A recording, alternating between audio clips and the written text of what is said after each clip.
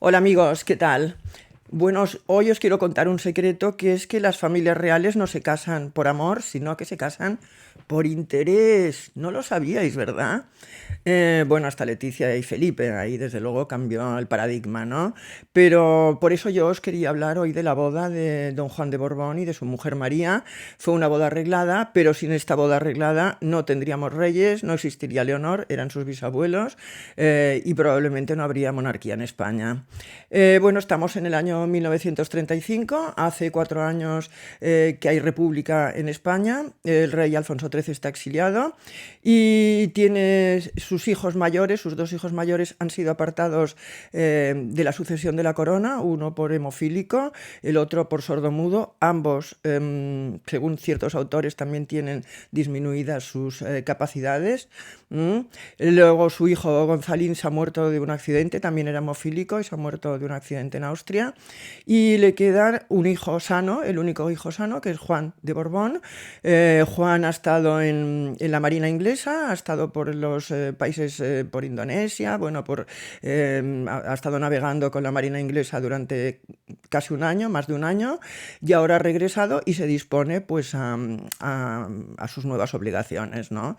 Es un chico joven, tiene 20 años, pero está dispuesto a lo que sea para servir a su padre y para servir al rey. Bueno, de las chicas, de las tres chicas, una de ellas ha conseguido encontrar marido. Esto parece una tontería, pero eran princesas, tenían el estigma de la hemofilia, o sea que incluso cuando eran princesas reinantes les costaba mucho encontrar una pareja, pero bueno, una de ellas estuvo noviada incluso con un hermano de José Antonio Primo de Rivera, otra también con un príncipe centroeuropeo. Pero la verdad es que, claro, entre que eran chicas exiliadas, que no había muchas posibilidades cercanas de volver a España como reyes y que tenían la tara de la hemofilia, pues la verdad es que les costaba mucho encontrar una pareja adecuada.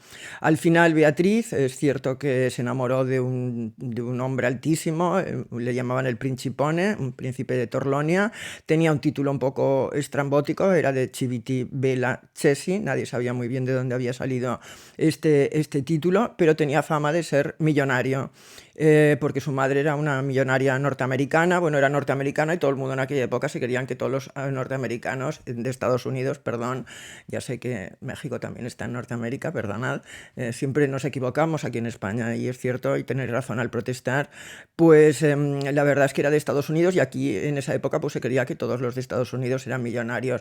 Luego resultó que no lo eran, no era tanto como se decía y además el Principone era jugador y lo poco que tenía, lo poco mucho que tenía, la verdad es que se lo jugaba y le dio bastante buena, mala vida a su mujer. Bueno, el caso es que en esta boda confluyeron en Roma pues algunos títulos que fueron desde España, pero bueno, la principal invitada era la hija de la familia reinante italiana, o sea que era una princesa reinante. Y entonces don Alfonso le dijo a su hijo, bueno chico, te ha llegado la hora de casarte, yo creo que esta princesa italiana está bien, se llama María, y creo que bueno, que podrías hacer una buena boda con ella. Asistieron todos a la boda de la hermana de Beatriz y en el momento del baile, don Juan con mucha seguridad se acercó, estaba muy guapo, iba con un uniforme y estaba muy bien y con mucha seguridad se acercó a la princesa María y la sacó a bailar y delante de todo el mundo ella se puso a reír y le dijo, uy, no, ni pensarlo, no tengo ninguna ganas de bailar contigo. Y se dio media vuelta y lo dejó plantado en medio del baile. Claro, este era un chico de 20 años, o sea, figuraos la humillación delante de todo el mundo que tuvo que ser esto. Entonces empezó a mirar, él empezó a mirar, avergonzadísimo, pensando que todo el mundo se había dado cuenta de eso, que era verdad que se había dado cuenta de eso, y al final vio tres rostros así que le eran familiares, muy sonrientes, de tres chicas altas, o sea, con un aspecto simpático, ¿no? Y se fue hacia ellas y dijo, hombre, pero si vosotras sois mis primas. Y era verdad, eran sus primas que desde que eran pequeños, bueno, habían jugado juntos, ¿no? Eran hijas de Carlos de Borbón, que era primo del rey, y de María Luisa de Orleans, que también era prima del rey por otro lado, o sea que eran doblemente primos. Ellas, estas niñas, estas chicas llamaban a don Alfonso, le llamaban el tío rey, y bueno, y cuando eran pequeños habían jugado juntos, aunque es verdad que Juan era de los pequeños y no tenía mucha relación con ellas. Bueno, ¿y cómo estáis? ¿Y cómo estáis? Bueno, estuvo hablando con ellas porque no sabía con quién más hablar. Y el caso es que, bueno, fue una boda que no, yo creo que no se le borró a don Juan en toda su vida.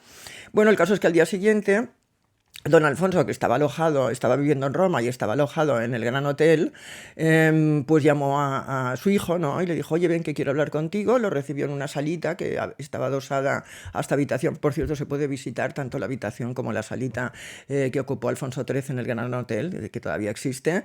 Y entonces le dijo, bueno, chico, oye, tenemos que encontrarte una novia, como sea. La princesa italiana es una idiota, evidentemente se lo dijo para subirle la moral, ¿no? Es una idiota y no te conviene además, o sea que vamos a descartarla. En Inglaterra tampoco hay nadie. Bueno, hizo un repaso de las familias reinantes y al final dijo, mira, he pensado que te cases con una de las hijas de Nino. Nino era el padre de estas tres hermanas, ¿no? Que también tenía un hermano, Carlitos, que, bueno, que más tarde moriría en la guerra, pero dice, yo creo que las hijas de Nino están muy bien. Nino era Carlos de Borbón, como os he dicho, era un hombre, era el perfecto gentilhombre, era consejero de don Alfonso desde hacía muchos años, tenía que atenderlo a cualquier hora del día o de la noche. María, luego de mayor, dijo que no recordaba que su padre durmiera una noche entera en su casa, porque a lo mejor a las 3 de la mañana a don Alfonso se le antojaba llamarlo, porque tenía unos horarios muy raros y tenía que levantarse su padre. Dice, y siempre me acuerdo del ruido del coche sobre el empedrado, ¿no? O sea, que era bueno, que tenía ese recuerdo como si estuviera siempre de guardia. Cuando don Alfonso se fue al exilio, Nino se fue con él también, también se fue de España en solidaridad con él. En esa época era capitán general de Sevilla. Bueno, y tenían escasos caudales, la verdad es que no tenían mucho dinero, hasta que muriera la madre, que la madre de Luisa sí que era millonaria y tenía una gran fortuna. Pero bueno, la verdad es que iban bastante justos de dinero, pero eso sí, eran nobles por todas partes, o sea, eran descendientes de reyes, de príncipes, tenían una ascendencia que se remontaba hasta la Edad Media, ¿no? Y entonces Alfonso le dijo, bueno, yo creo que estas tres chicas están bien, son dóciles, no te va a dar ningún problema, era lo que siempre se decía de las mujeres, están en nuestro rango y estarán encantadas pues de casarse contigo. Y Juan recordó vagamente que había estado con ellas el día anterior, no se acordaba mucho de cómo eran porque no se había fijado demasiado, no eran este tipo de... Él era muy mujeriego, o sea, no era este tipo de mujer así explosiva, ¿no? Que le gustaba a él, los bajos fondos. Bueno, esto ya lo comentaré luego en otro vídeo, pero dijo, bueno, sí, papá, pues está muy bien. Entonces, ¿cuál? Le preguntó. Y Alfonso dijo, no sé, a ti, ¿cuál te gusta más de las tres? Entonces él se puso a pensar y dijo, bueno, pues creo que la pequeña, que creo que se llama Esperanza, que era un poco más mona que las otras, pues yo creo que Esperanza está bien. Entonces Alfonso dijo, bueno, vamos a hacer una cosa. Para ir sobre seguro, yo lo primero que quiero es saber si estas chicas son fértiles, van a tener muchos hijos, porque ahora lo que queremos es que esta monarquía se fortalezca, ¿no? Con mucha descendencia. Y ya que tú eres el único tronco sano de la familia, pues queremos que retoñe, ¿no? Y entonces vamos a someterlas a una revisión médica. O sea, absolutamente nadie protestó. Hoy a ojos nuestros, pues esto nos parece una barbaridad, ¿no? Pero él se lo dijo, el rey se lo dijo tranquilamente a su consejero, Nino se lo dijo a su mujer, la mujer cogió a las tres chicas, las llevó al médico Aldo Castellani, que era el médico de la familia real en Roma, le realizaron unos análisis que no sabemos muy bien en qué consistieron, la verdad. Y cuando salieron de la consulta, el médico fue muy seguro y dijo, la más fértil de las tres es María. Y María era la mediana. Y entonces se lo dijeron, comunicaron esto al tío rey y el tío rey dijo, bueno, pues esta se casará con Juan. Llamó a Juan y le dijo, Juan, ya está, te casas con María porque es la más fértil de las tres. Y Juan dijo, bueno, vale, pues vale, muy bien. Entonces aquí llegamos al día de la boda. El día de la boda era el 12 de octubre de 1935 en Roma, en la iglesia de Los Ángeles. Entonces es curioso porque mira, todos los rituales y los protocolos de las familias reales están todos muy estudiados, pero luego no se atiende al detalle pequeño, o sea, al detalle pequeño humano que necesitan, ¿no? Que también las personas, bueno, pues requieren, ¿no? Para las personas que participan en estos actos, pues la verdad es que no se cuida. Y entonces pues la pobre María ella pues claro, se sometió dócilmente a su destino, ¿no? Ella dijo, me tengo que casar con Juana, bueno, pues muy bien, parece buen chico, hizo un comentario así de este estilo. Y entonces bueno, se preparó para la boda, se hizo un traje en Worth, la boda, en cuanto se decidió que se casaban, todo se aceleró muchísimo, se hizo un traje blanco en Worth, muy sencillo, lo podéis ver en las fotos, un velo de guipur, una corona de organza imitando flores naturales que la verdad es que no le favorecía, los tacones, los zapatos se los hizo Worth también, se los hizo Roger Vivienne, perdón, de la misma tela del vestido, tenían 3 centímetros, ella era muy alta, o sea que tampoco necesitaba mucha altura. Y lo que pasó en el último momento que no había ramo, cuando iba a salir del hotel, porque del hotel salió con don Alfonso, porque iba con el rey, en vez de llevarla al padre la llevó el rey hasta la iglesia, pues se dieron cuenta de que no tenía el ramo. Entonces su dama, no, fue Angelita Rocamora, por favor, que el ramo de la reina, el ramo de la reina, no hay ramo, no hay ramo, no hay ramo para la princesa de Asturias, no hay ramo para la princesa de Asturias. Y entonces, pues la verdad es que estaban ya en la calle y entonces había un florista al lado, ¿no? Al lado del hotel, un florista de esos que se ponen en la calle, ¿no? Entonces ella fue con el bolsito, la Rocamora, Angelita Rocamora, la dama de honor de María, se fue corriendo a comprar, compró todo lo que había, que eran unos gladiolos feísimos, enormes, además medio ya mustios, ¿no? Y se los puso así con una cuerda, una cosa sin ninguna gracia, y lo que pasó es que no llevaba dinero porque, claro, llevaba el bolsito ese de las bodas, ¿no? Un bolsito de malla que no llevaba dinero y le tuvo que pedir dinero al conserje, que tuvo que, de las propinas que había recibido ese día, pues tuvo que darle el dinero porque, y diciendo, claro, ay, estos españoles, estos españoles. Y entonces el ramo fue un poco el protagonista de la boda porque pesaba muchísimo, no sabía cómo ponérselo a María, se lo ponía en un lado, se lo ponía en el otro, goteaba además, le manchó todo el traje. Entonces hay un corto trecho desde el Gran Hotel hasta la iglesia, ¿no? Pero la verdad es que se le hizo eterno, porque claro, tener que ir cargada con el ramo, los tacones sobre el empedrado de Roma, que si conocéis Roma sabéis que tiene un empedrado bastante, bueno, no muy igual, o sea, que decir, es bastante difícil caminar, y luego cogida del brazo del tío rey, pues la verdad es que fue un trayecto bastante penoso. Cuando llegó a la iglesia, la verdad es que ese día había muchas ausencias familiares. El hijo mayor, que era el que había sido heredero de la corona, había sido príncipe de Asturias, pero había renunciado, estaba viviendo en Cuba con Edelmira San Pedro, tenían intención de dedicarse al cine, a hacer películas, y había dicho que no iba a ir a esta boda porque, entre otras cosas, tampoco tenía dinero. Jaime se acababa de casar con Emmanuela Dampierre, llevaban casados 6 o 7 meses. Un día os hablaré de esta boda, muy desgraciada, por cierto. Y en Manuela, en esos 6 meses o 7 que llevaba casada, ya había sido profundamente desgraciada cada uno de los días. Se contaba que la misma noche de bodas había llamado a su madre y le había dicho, por favor, llévame de aquí que no puedo soportarlo. Y Gonzalín había muerto, como os he dicho antes, y luego la ausencia más notable era la de la madre de Juan, de la reina Victoria Eugenia. En esa época ya estaba separada de don Alfonso, vivía en Londres en esa época, y le había pedido dinero a Alfonso para ir a la boda. A la boda de su hija ya no había ido tampoco.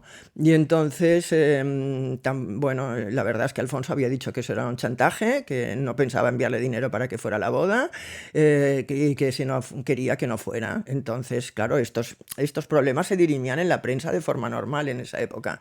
Y concretamente el caballero audaz, que era José María Carretero, el seudónimo de un periodista llamado José María Carretero, le llamó de todo a la reina. Madres de España, nunca olvidaréis que una madre no puede dejar de ir a una boda nunca, que se levanten todas las madres de España, pescateras, obreras, todas a un solo grito, no la queremos, que no vuelva. Bueno, escribió un artículo que era absolutamente demoledor contra la reina Victoria Eugenia de España. Entonces era, claro, una boda pues un tanto peculiar porque había mucha gente, había muchos monárquicos que habían ido desde España. Mussolini había prohibido que se exhibieran uniformes para no disgustar a la República Española, entonces todo el mundo iba vestido de calle, y entonces había una peculiaridad, que es que don Juan estaba enfermo, tenía, o sea, a ver, no sé cómo lo puedo decir de una forma delicada, una enfermedad de estómago que le hacía ir al baño constantemente, una gastroenteritis, digamos, hay otro nombre, pero me da un poco de cosa decirlo, pero bueno, tenía necesidad de ir al baño a cada momento y entonces, claro, cuando iba por el pasillo central María hacia donde estaba su futuro marido y él estaba con el ceño fruncido y una cara así como de estarse aguantando, ella se creía que estaba disgustado, disgustado con ella y estaba como un poco incluso asustada, ¿no? Pensando, algo habré hecho mal, porque ella era un poco patosa, la verdad hay que decirlo, algo habré hecho mal. Bueno, la ceremonia fue interminable, hubo parlamentos en latín, en español, en italiano, habló todo el mundo, tal y cual, y bueno, se casaron, ¿no? Y la primera visita después de casados fue ir a ver al Papa. Habían intentado que el Papa los casara, el Papa se había negado. Era el Papa Pío XI, le llamaban el Papa alpinista porque le gustaba mucho hacer alpinismo, ¿no?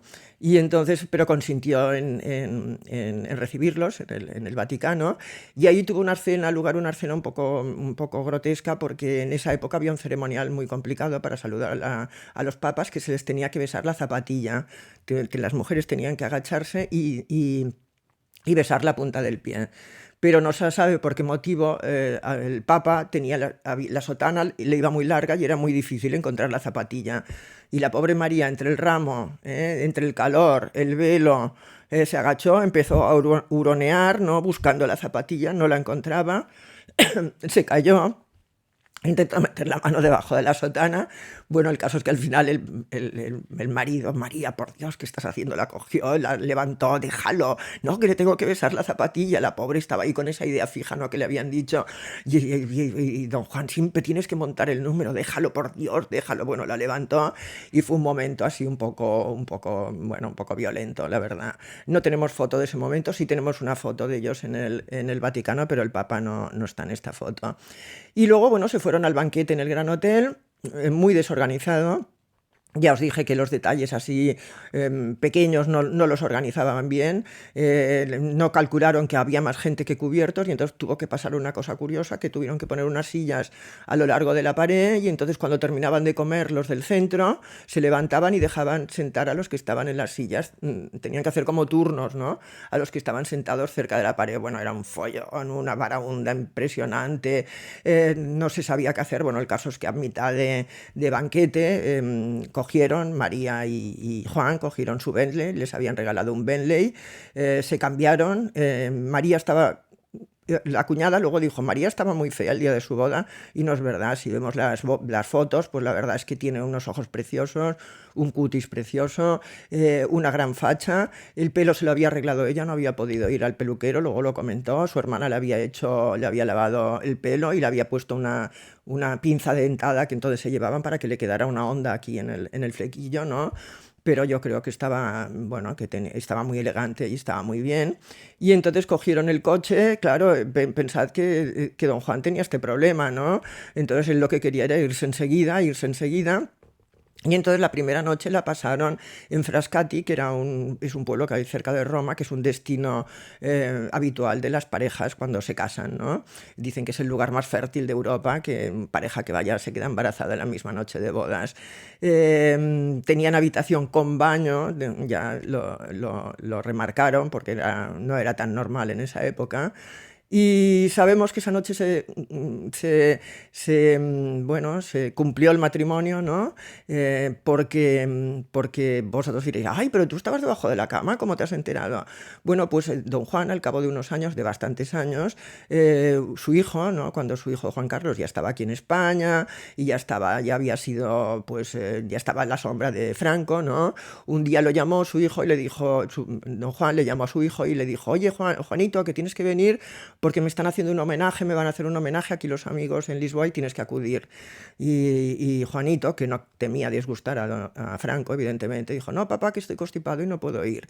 Y entonces don Juan le gritó por teléfono delante de la persona que me lo contó a mí. ¿Qué es esto de constipado ni constipado? El día en que me casé con tu madre, yo estaba hecho una mierda y a pesar de todo aguanté todo el discurso de Pemam entero, 1 hora de discurso, y esa noche cumplí con tu madre. Y entonces por esa frase, cumplí con tu madre, nos enteramos de que esa noche ya cumplieron y la verdad es que se quedó embarazada María y al cabo de 9 meses tuvo a su primer hijo. Bueno, hay muchas ramificaciones de esta historia que os iré contando. Por cierto, no quiero que penséis que me he olvidado o que no me importa la situación internacional. Estoy profundamente apenada, de verdad. Lo estoy pasando mal estos días, además de que no me encuentro bien. Creo que también tengo un disgusto moral, ¿no? Por las tremendas bueno, tragedias, ¿no? que están pasando estos días. Pero yo también quiero creer que también estoy haciendo un servicio, ¿no? Intentando por unos momentos distraeros y hacer que nos evadamos un poco de estas grandes tragedias diarias. Si lo he conseguido, ya estoy contenta. Un beso para todos.